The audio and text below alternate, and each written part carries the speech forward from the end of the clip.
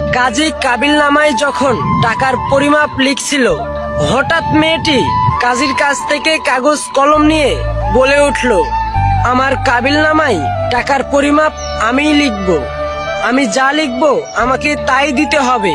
গরিব ছেলেটা মেয়েটিকে প্রচুর ভালোবাসতো, তাই মেয়েটি যেটা বলল সেটাই মেনে নিল। আর দরদ ভরা কণ্ঠে বলে উঠল, এমন কিছু লিখো না যা দেওয়ার স্বার্থ আমার নেই।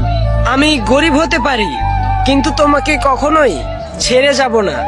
মেয়েটা ছেলেটিকে চোখ রাঙিয়ে টাকার জায়গায় টুকটুক করে লিখে দিল ছেলেটির নাম, আর সবার সামনে চিৎকার করে বলতে লাগলো, যদি আমায় কোনোদিন ছেড়ে যায় তাহলে দেনমোহর হিসেবে আমি ওকে নিয়ে যাব।